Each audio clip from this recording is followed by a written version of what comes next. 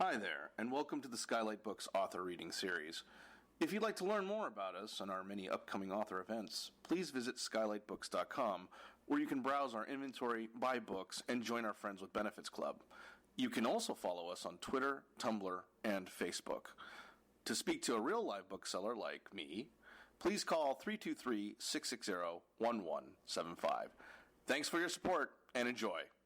I started reading Long Live the Tribe of Fatherless Girls, and it is so good. Oh my God, it is so good. Applaud that, yes, absolutely. Oh my gosh, it just was, from the very first page, I'm thinking, oh my gosh, I'm going to go on a journey with this writer, and so I'm looking forward to seeing how it ends. We're very happy to have T Kira Madden here. She is an Asian Pacific Islander American writer, photographer, and amateur magician. She is the founding editor-in-chief of No Tokens and facilitates writing workshops for homeless and formerly incarcerated individuals.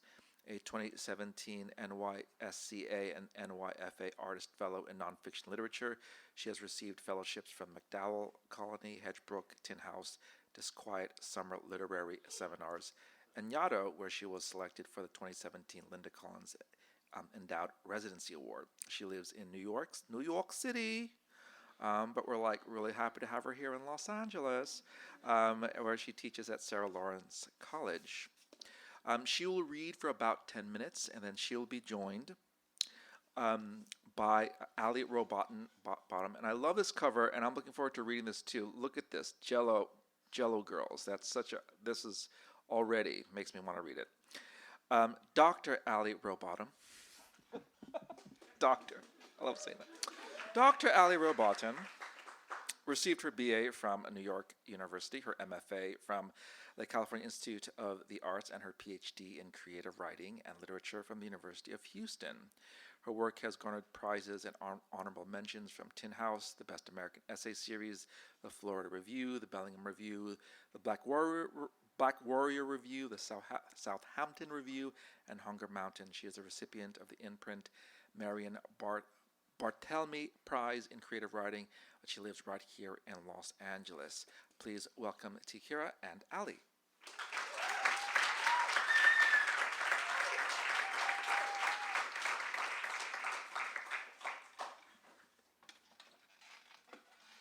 Hi. Thank you for coming. Here, Allie. Oh, thanks. Allie's not going to read tonight, but I just wanted to say, please pick up her book. She is a fantastic writer. Not only as a writer, but as a person, is a real compass for me as a writer and person, a true friend. And her writing is just gorgeous. You can flip to any page of that book and be completely floored by her language and her care. And I'm so happy you could be here. So, my pleasure. Absolutely. Thank you. And thank you all for coming. And thank you, Skylight. It's really nice to see so many people I know. That hasn't been the case on this tour. So I was told before I went on tour to choose one piece and read the same piece every night to make my life easier. And I don't like when people tell me what to do. So it's now become a goal of mine to read a different piece every night of this tour, and a goal to get through every single piece in the book on the tour. So I'm going to read one of the heaviest pieces tonight because I have some of my oldest and truest friends here, and it feels like a good space, so sorry for that. But thanks for listening. I'm going to read just an excerpt of it because it's long, and if you have read this essay before, I will not get to the very explicit graphic scene, but please feel free to step out if you feel like you need to. That's totally fine with me, and supported by me. So this is called The Fields of Love. A senior thinks you're cute, Beth Diaz whispers in your ear. These are the most amazing words you've ever heard come out of her mouth. There is you, and then there are high school seniors, 17, 18 years old, with cars and sound systems, no uniforms on Fridays because they are now exempt. You ask, who, your abdomen burning up with this news, and she whispers again, shh, it's Chad, that's who, because her friend's brother's cousin's babysitter said so. Something like that, but it doesn't matter to you. A senior thinks you're cute. And who are you? You are still a middle schooler, 12 years old, almost 13. You have 2 friends, 4 horses, a new splatter of acne across your forehead. You don't even wear a bra yet. Lately, you are known as Queera or Twinkie Chinky, but now everything is different. Everything will change, you're sure. A senior thinks you're cute. Here's what you do when you come home from school. Find Chad in last year's yearbook. Call Clarissa and Beth on 3-way to tell them you found him. Look, page 49, you say. And they agree. You have never seen anyone more beautiful than Chad. His eyes are squinty and green like the deep end of a lake, his black hair spiked. The yearbook shows him laughing with a group of friends, sprawled out on a school picnic table in the sun. They look so much like adults you can't even believe it. He's going to instant message you tonight, says Beth. I gave my friend's brother's cousin's babysitter your screen name to give to him. You all scream into the phone. You scream a scream that brings your father into the room, soggy from a nap, yelling, the fuck is happening? You jacking up my phone bill? He closes the door before you can answer. Here's the thing. Also, you have permission to laugh if any part of this feels funny. It was my goal in this book for tragedy and comedy to kind of walk hand in hand, so don't feel like that's inappropriate. You have my full permission. In fact, it makes me feel better. Here's the thing about America Online, about the instant messaging. You can be anyone. Dominique Moceanu, Britney Spears' cousin, a milkmaid from Mississippi, a criminal. Anyone but yourself. Recently, the jealous ex-boyfriend of a popular girl from school, such a creeper, uploaded some photos of her onto an AOL homepage. They show the girl lying on her stomach on a bed, her pink thong blooming. Slats of light curve over her body from the bent window blinds. She wears dark blue eyeshadow, her hair in a white blonde ponytail. Her pointer finger is in her mouth.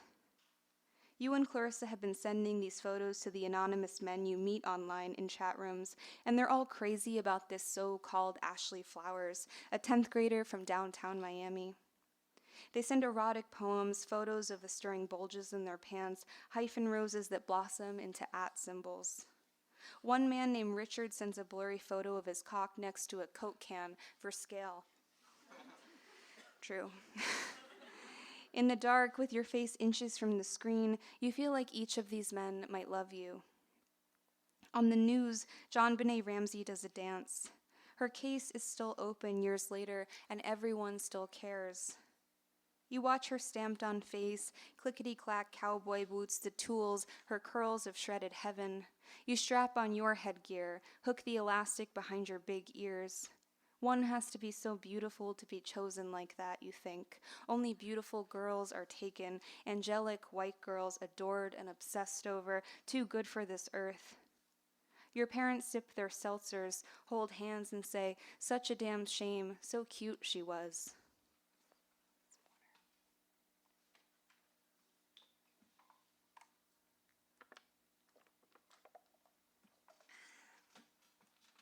It is important to the story to know that Beth is beautiful. Beth is Latina, whip-smart, a salsa dancer, the first poet you've ever met. But most important, she's beautiful. She's almost 1 full year older, the oldest of the 7th graders, while you are the youngest. She's always been kind to you and Clarissa, and you're both as jealous as you are grateful. Beth has friends, admiring teachers, and parents. Most of all, she has boys. You and Clarissa watch it happen in the hallways at school, a boy's arms wrapped around her, his little metal mouth going in for a kiss. I put lotion on as soon as I get out of the shower, Beth says, in every place. The best revenge is smelling good.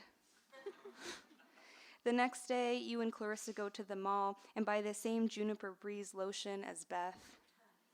Raise of hands for Juniper Breeze. Okay, I've been taking polls. Cucumber melon? Vanilla girls? Okay, thanks, Asia. You smudge it on your wrists, rub it through your hair to grease down the flyaways. You slick it between your legs even though it stings there. One weekend, Beth offers to do your makeup like her own. You and Clarissa sit still as figurines while Beth paints on the glitter powders, goops on gloss. She traces black lines around your eyes and inside the rims of your eyelids, and you can tell she cares, that she wants you to feel more sophisticated, older. When she's this close to your face, you almost kiss her. Chad does instant message you, every night, in fact, like clockwork.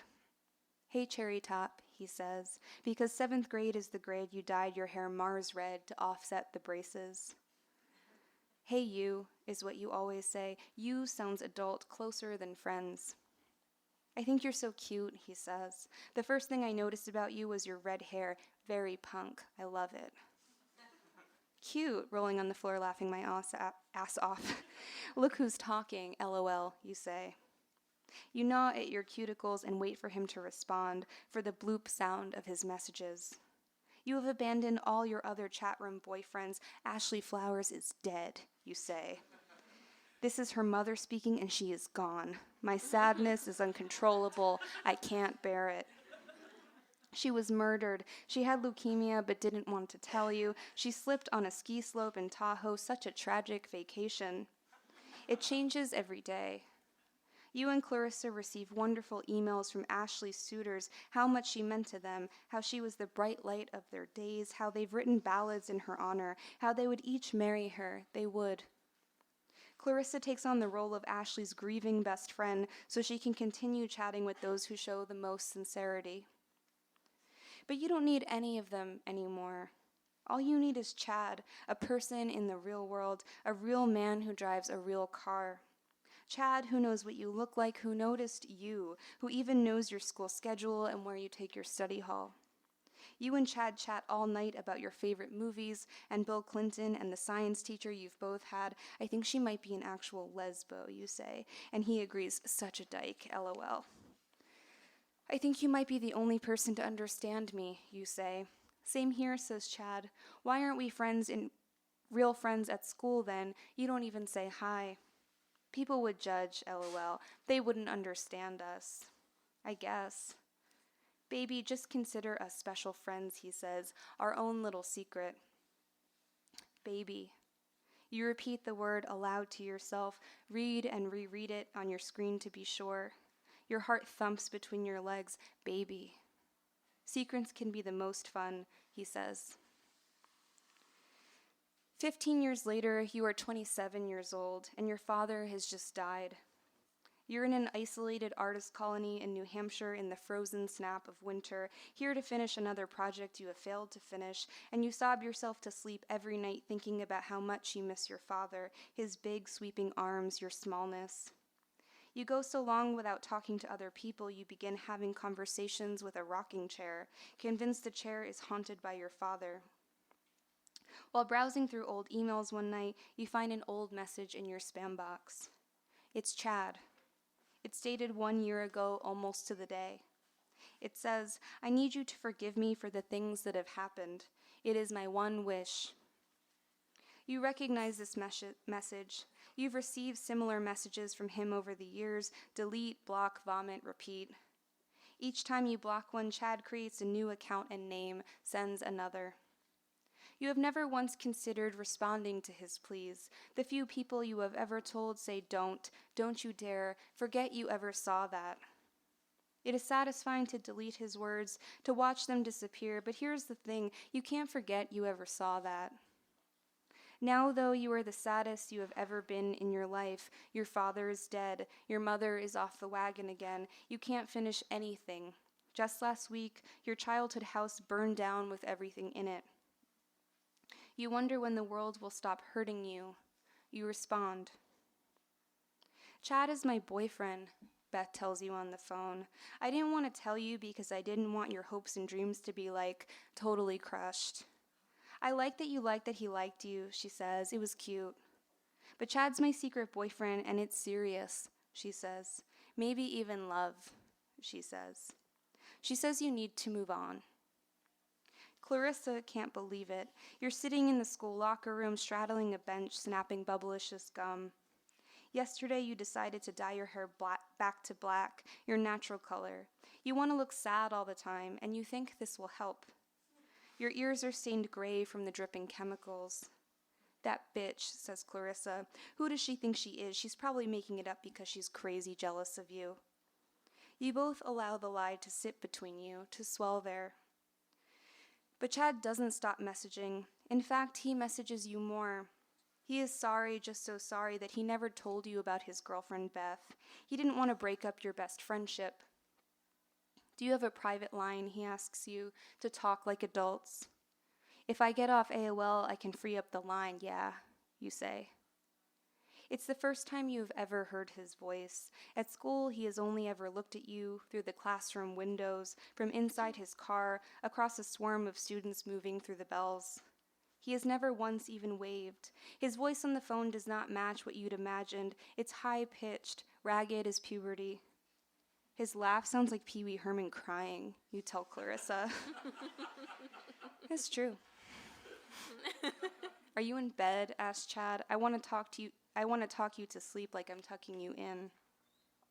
Chad wants to know what you're wearing under the covers, if you know what sex is, if you've ever given a blowjob, and if so, to whom. Aren't those questions you should be asking your girlfriend, you say? What I have with Beth doesn't change the way I feel about you, says Chad. I can't even talk to her anymore, you say. It's too painful. I have another friend who thinks you're cute. We both beat off to you, he says. Maybe if you like him, we could go on a double date. The four of us could always be together in secret. That way I can still be close to you, because I think I might love you, he says. I love you too, you say. You like the gravity of that word. You feel sure inside of it. Chad looks older now in his online picture. His face is bloated, hairy. The whites of his eyes have gone red. The picture is one he took of himself on a phone in a splattered bathroom mirror.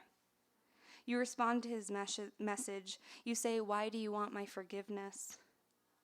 I don't know, I guess I just feel bad, he says, about the way things happened. Why? You say again. I didn't know if I should act on the feels of love for you, he says, and I chose wrong. Anyway, I can't believe you would still be mad about this now, after all this time. Beth didn't care. He's lonely, you think, or maybe desperate. He only wants a way back in.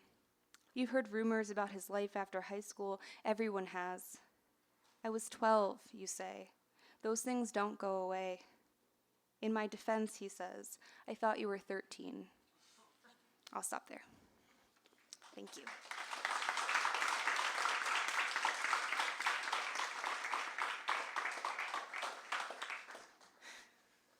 Thank you for reading that. It was gorgeous. Thanks for receiving that. So I guess what we're going to do is I have some questions for Kira, and then we'll open it up to you all for a little while, and then we'll call it a night. Yeah.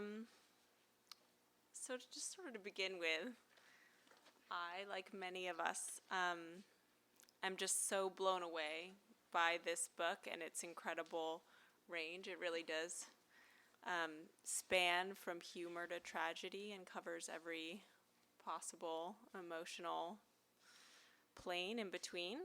But I wanted to start sort of with this idea of the book as a memoir, and maybe coming from my own experiences, having written a memoir and maybe also as being a woman writer. I wanted to just sort of see from Kira how the book feels to you. Does it feel like a memoir? Does it feel like a collection of essays? I mean, obviously, categories belong to the marketplace, but I'm just curious. What is this book to you? How do you see it?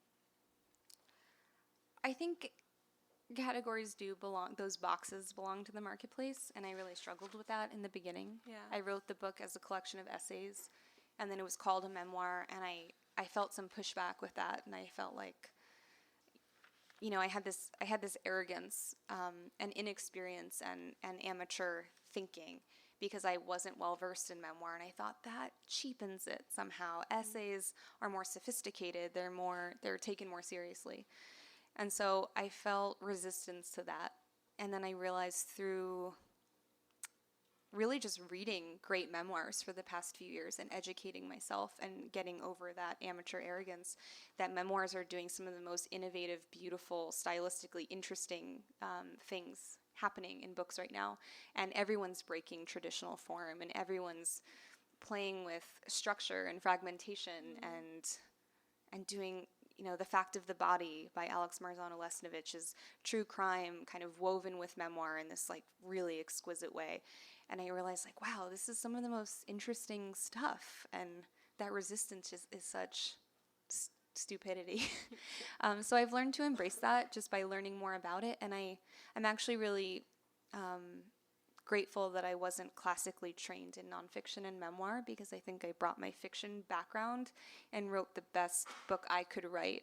And because of that, I think it's a little different, because I had no idea what it was supposed to be, if that makes sense. Absolutely. I mean, I think that shows. My next question was actually, you were trained as a fiction writer.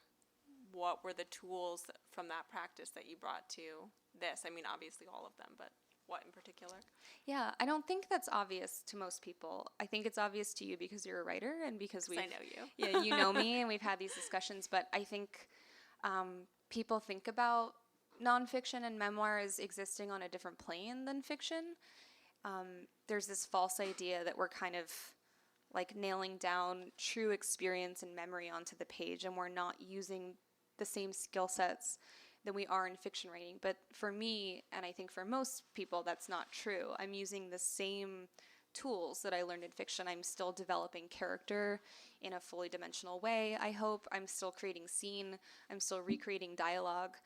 Because this idea that we're nailing down actual memory is false. I mean, you're a memoir writer, and you had a document you were working with, and I had journals, but you can't actually you have to imagine.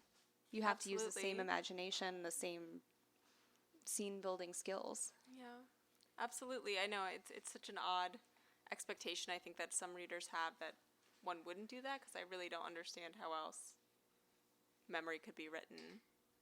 Can you talk a little bit about tense in this book? And I mean, these are really craft-oriented questions, but I'm just so fascinated by how T Kira managed to write this book that I really want the audience to know. Yeah, I was thinking there's a lot of drama in the book with different members of my family and different people in my life. But I think the drama I'm most interested in as a reader is the drama between different versions of the self. And that might sound a little narcissistic, but I think it's just really something we can hold on to as people, that we disagree with choices we've made at different points in our lives, and we hope for different things for future versions of ourselves. And Samuel Beckett's Craps Last Tape was a really important piece for me. That's probably my favorite piece of writing in the world. And the premise is it's a one-person show, and Crap makes recordings every year on his birthday about what his year has been like. And the same day on his birthday, he listens to a previous recording from a random year of his life, and he records the new one for the future version of himself.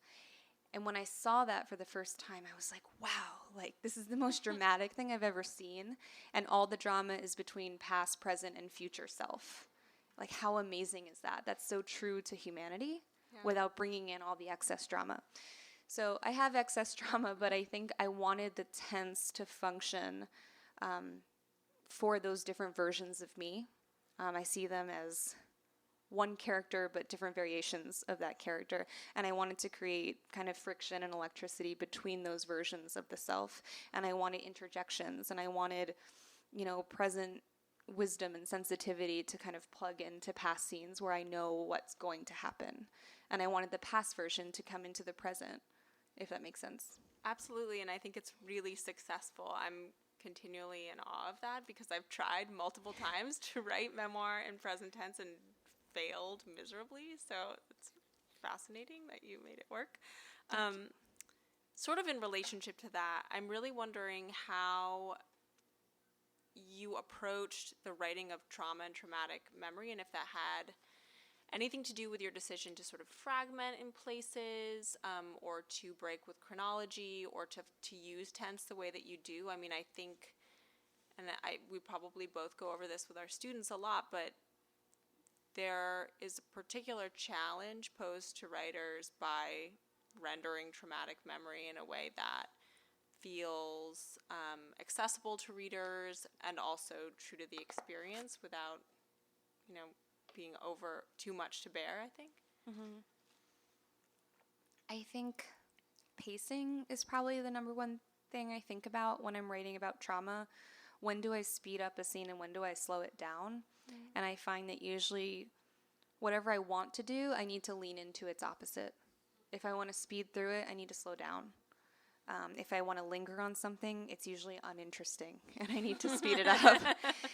But I found that especially true with trauma. Like, I think our impulse as people is we want to rush through those moments we want in our minds and memories and imagination. Sometimes that's a really loud moment, and I think often what we need to do is to lean into the quietude of those moments and to kind of slow the pace. But it's hard to balance, Readers are really important for that, saying this is too much, but I mostly didn't have that issue. I wrote as much as I could, and I felt like I needed to put it all out there, to be honest, to the story. Yeah. I really recommend readers finishing the essay that Kira just started reading, to see that in action. It's an amazing piece. I sort of wanted to know, actually, I'm going to backtrack. Can you speak a little bit about the recent essay that you published in LitHub against catharsis and how that fits in with this book? Sure. Kind of ties into the first question a little bit. I think with nonfiction and memoir, especially about trauma, I've received the question a lot of like, was this therapeutic for you? Was it cathartic? And I think those things can certainly occur and exist, but I think sometimes it can be a reductive way of talking about nonfiction and memoir, as if that's the only purpose. For me, I journal for myself, but I write work that I publish for dialogue. I write it for conversation. I write it for other people.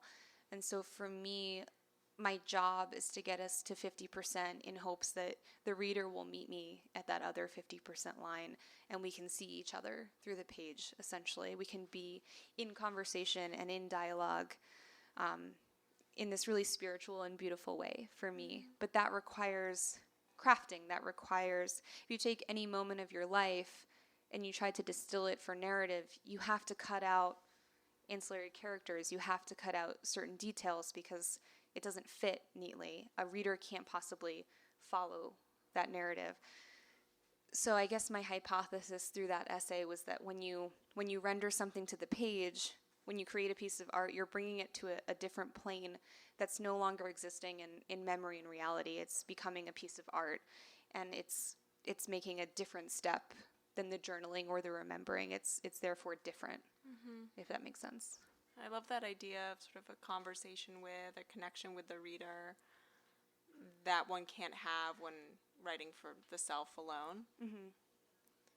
Sort of from that idea of a conversation with readers, do you guys have any questions? Yeah, Janet. Hi. I was so interested in the piece that you just read in the use of the second person. Mm-hmm. And to put yourself in the first person with trauma is really, you have to really relive it. And you were stepping back from it, talking to yourself. Can you say more about that? Sure.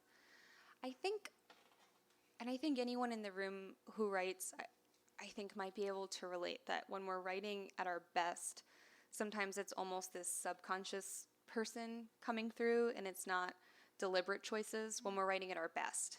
I think when we're writing, it's the deliberate choices. It's the writer brain. I want to do this. I want to do that.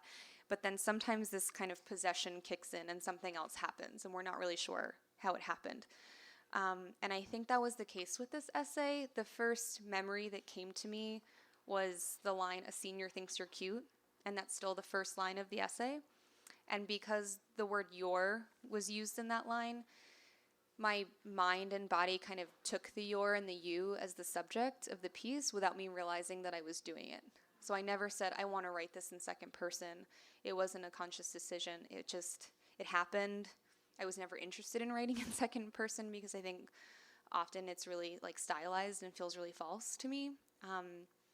But when I realized I was doing it, I also realized that it sounds a little woo, but I think it was my mind and my body doing it for a reason.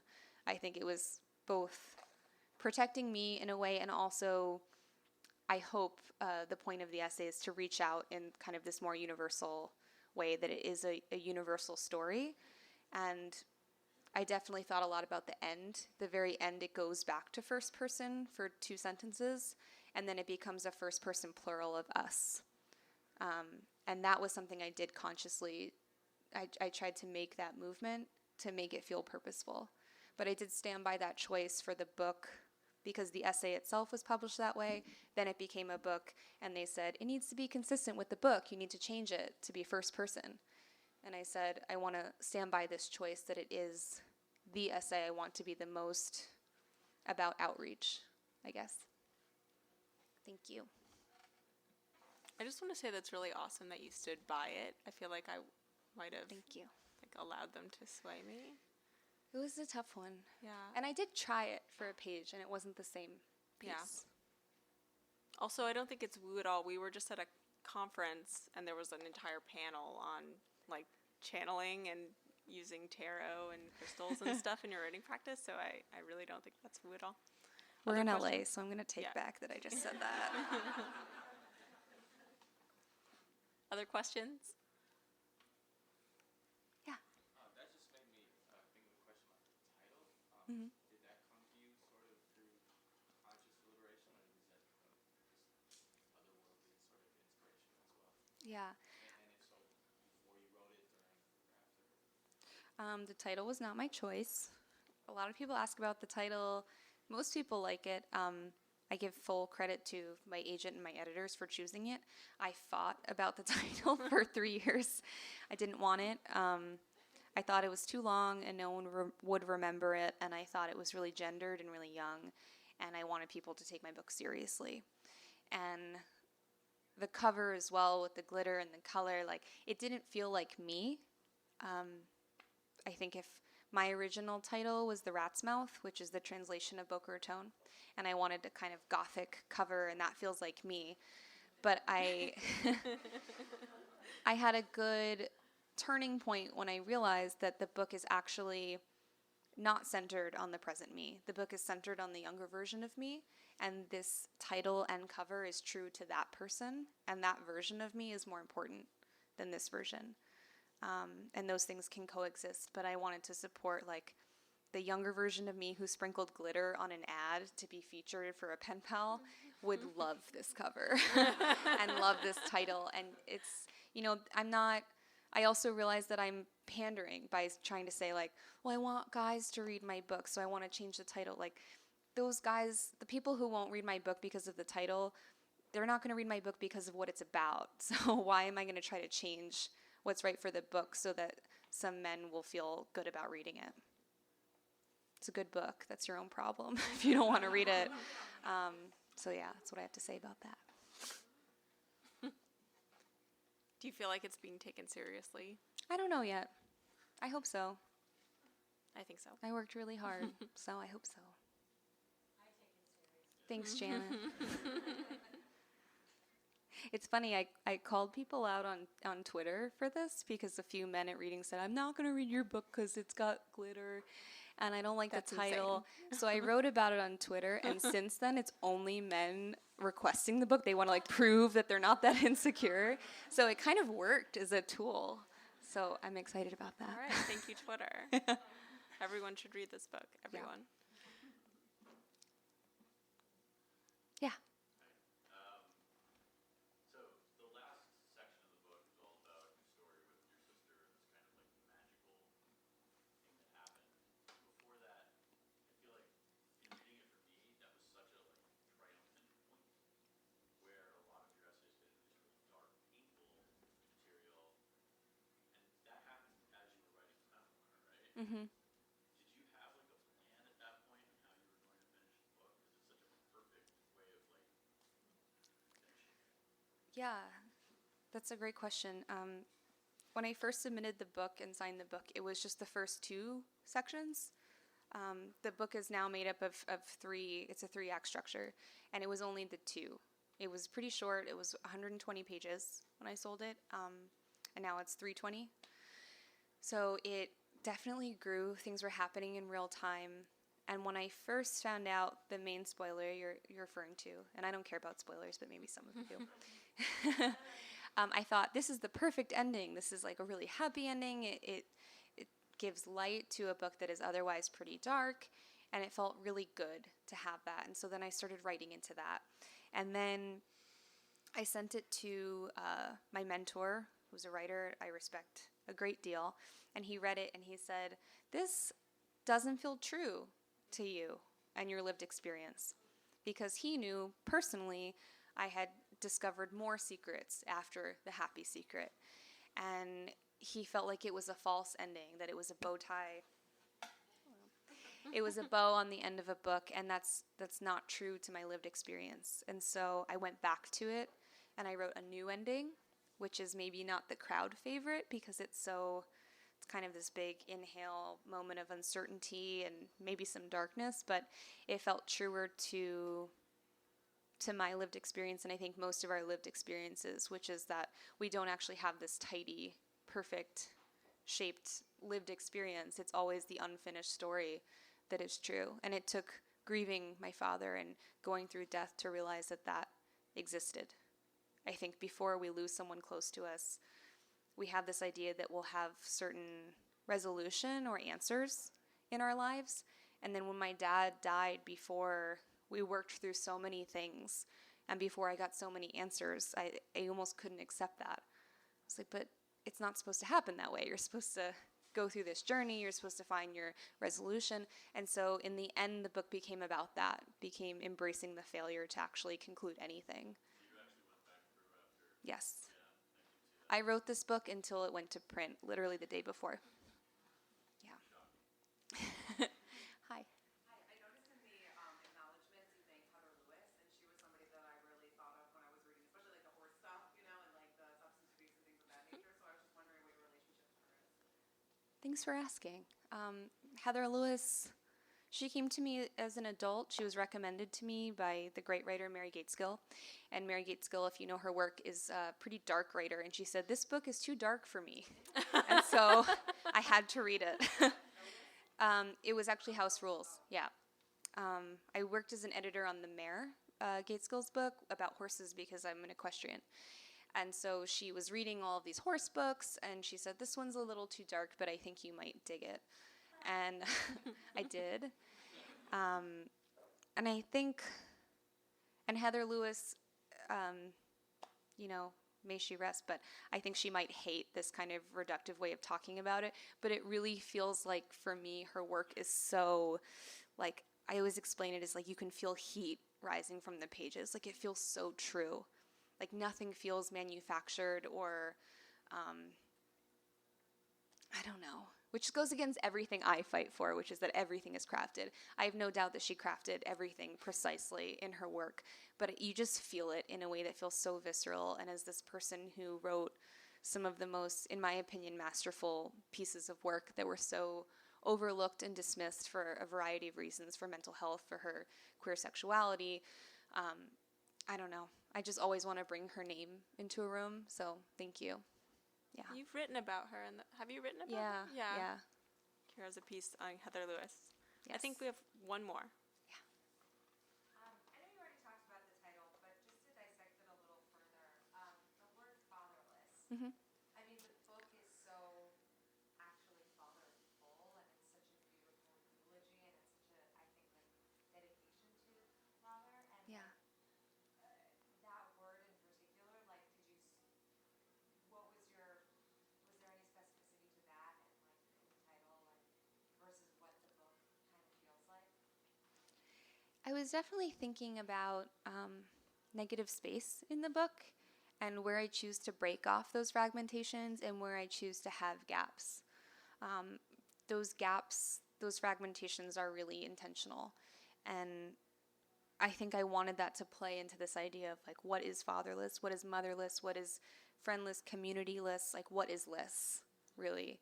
And, you know, I think it's an interesting point that somebody else calls me a fatherless girl. I don't own that title.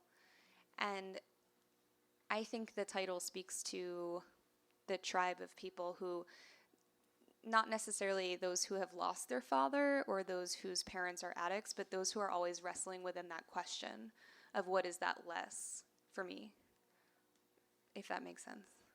Yeah. Right. If it's okay, we'll wrap it up there. Thank you so much.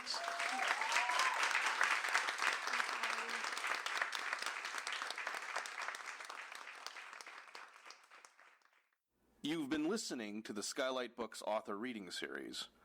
Don't forget, you can listen to this and all of our other great podcasts at skylightbooks.com. Thanks again for stopping by, and we hope to see you soon.